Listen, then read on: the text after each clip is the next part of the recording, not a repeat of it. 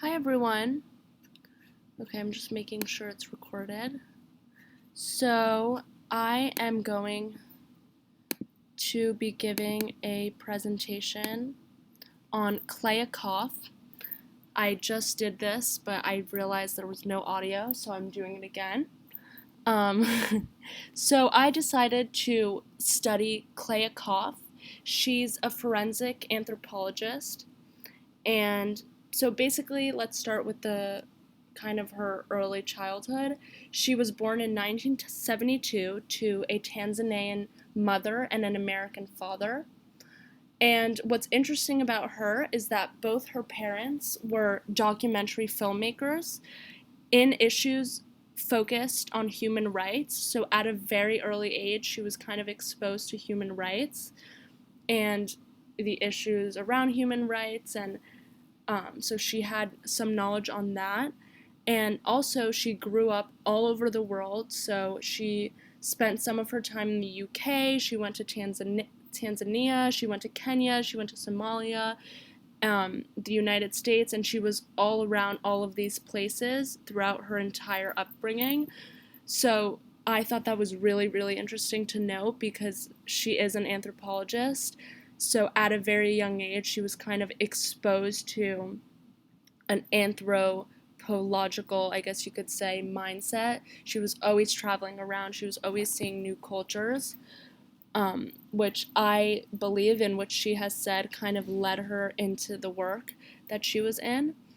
And also, something else is that she's a forensic anthropologist, specifically dealing with human rights, which is so interesting to me because she mixed kind of what she had seen from her childhood, like human rights. She mixed that with kind of traveling and the whole anthropology and seeing other cultures side. So I thought that was super, super interesting. Um, so, yeah. So basically, she started her 4 year college education at Stanford, where she got a bachelor's degree in anthropology. And she spent 4 years here at Stanford.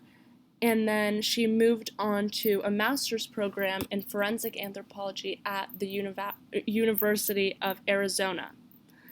And after, I think, 1 or 2 years at the University of Arizona, she kind of decided it wasn't for her, and she moved on to basically the same master's program in forensic anthropology at the University of Nebraska-Lincoln, and she ended up finishing her master's degree at the University of Nebraska-Lincoln. So, what's really interesting about her master's here was that she was an amazing student, in one of the top, if not the top, of her master's program, and she actually got chosen by the UN to be part of a small team to go to Rwanda and investigate the genocide and the ruins of and the effects of the Rwandan genocide. And her team especially was focused in forensic anthropology. So she kind of didn't even really finish her master's program at the University of Nebraska, and obviously took this opportunity right when she got it. And from Nebraska, she flew to Rwanda with the United Nations, and she was on a very small team. And it's interesting to note that she was actually one of the only women on her team, and she was also the youngest person on her team. So at the ripe age of 23, she went to Rwanda, and she was working as a forensic anthropologist. So she spent 3 years here, and basically what her job was there was to exhume victims of the Rwandan genocide. So basically, what this means is every day her work was in a mass grave, a different mass grave every day, and she had to examine the bodies and kind of build a case for the perpetrators of the Rwandan genocide to take to the UN and hopefully get them consequences for their atrocious actions. Um, and she also wanted to kind of give the families of the victims, of the people she was examining, closure and get them back to their families. So that was also really important for her. It wasn't just about getting the perpetrators of the Rwandan genocide to comply. So,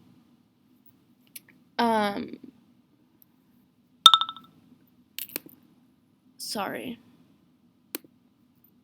So, after Rwanda, she decided, she was there for 3 years, and then she decided to go to Bosnia, Kosovo, and Croatia to investigate the Bosnian genocide as a forensic anthropologist.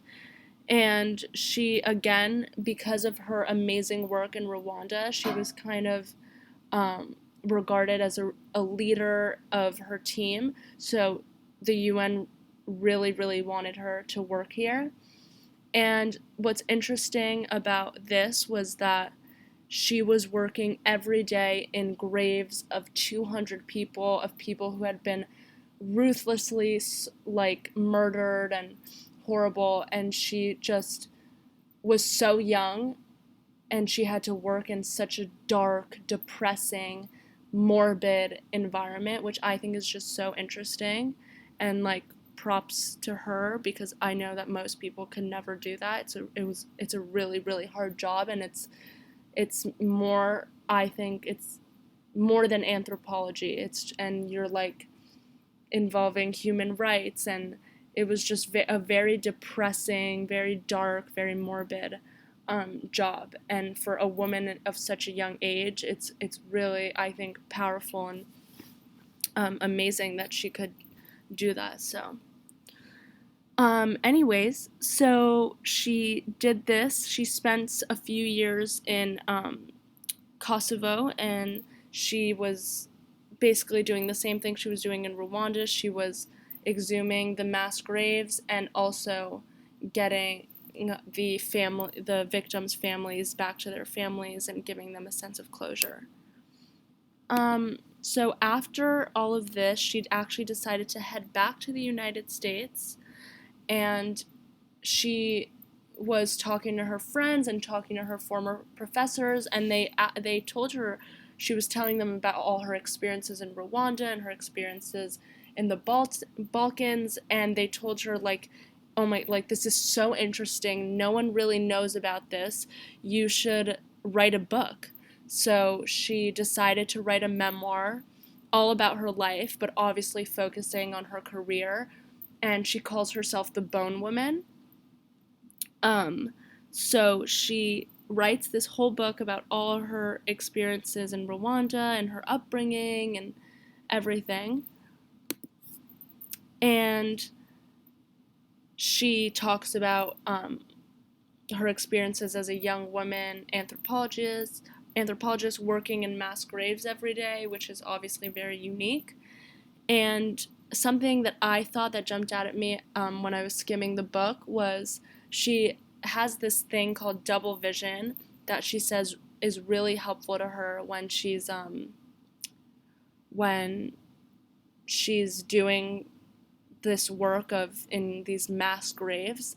And basically, double vision is when she looks at these skeletons and she doesn't really only see them as skeletons, she actually tries to imagine their loved ones, and she tries to imagine their families and their partners and what their career would be and what kind of clothes they would wear and what they would look like and what they would like and what they would not like. And she said that this double vision was really, really important to her when she was working with these skeletons, because it was really important for her to not just see these skeletons as victims or as just skeletons. It was really important for her to see them as real people in order for her to do her job better and for her to bring compassion and feeling back into a career that felt very unemotional and dark and depressing.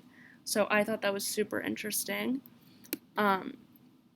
So after that, she heads to California, where she opens a she opens the Missing Persons Identification Resource Center, which is basically a nonprofit organization that helps unidentified bodies, victims of crimes, get back to their families and their loved ones and be identified.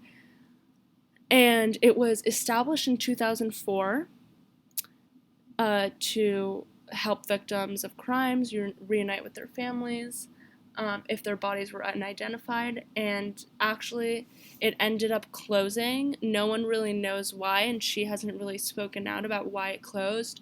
But the website, which is the image right there, is still up for people to see, and also all of their resources are listed on that website, which I thought was really cool that they still have it up, just like for reference, or if someone, God forbid, ever needed the resources that they offer. It's a good place to look back on.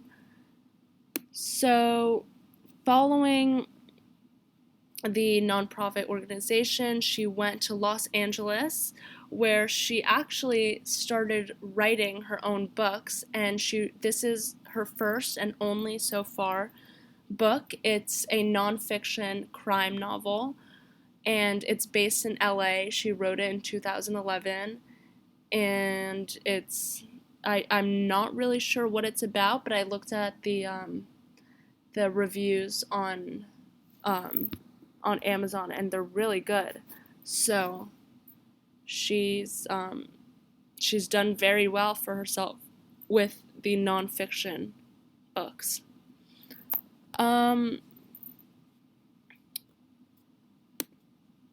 So finally, I wanted to leave you guys with this quote that she said to someone in an interview, because they basically asked her, like, how have you been doing this for like almost 10 years? You were at a grave every day, like mass graves of 500 people who were slaughtered and killed, and it's just so depressing, and it must be so dark, and it must be so hard for you, and how do you go to work every day? How do you have the motivation? And I thought her answer was so profound and so interesting, so I wanted to share it with you guys. And she says, "This person, this body, is that of someone who another person killed. They believed that they had silenced them forever. The last thing they expected was that people like us would come and look for these bones and would tell their stories. The idea that the body can essentially talk on the witness stand, and the fact that we might be able to get that body back to its relative, to me is a feeling of fulfillment." And I thought this was so, so interesting, because she's right. Like, as a forensic anthropologist, her job is to, in a way, get these bones to talk and to make a case. And I thought that was really cool. And also, it's her job to get these bones, to present them in a way that lets them speak for themselves on the witness stand, and hopefully bring the perpetrators of these horrible genocides to jail and to justice. So I thought that was really interesting. So yeah, that's it for my presentation. I thought it was so interesting to research about her and find out about her. I think she's fascinating, and she's such a leader and a pioneer in her field of work, and I think she's just great. So yeah, thank you so much for listening. I hope everyone is okay and healthy. Thank you. Bye.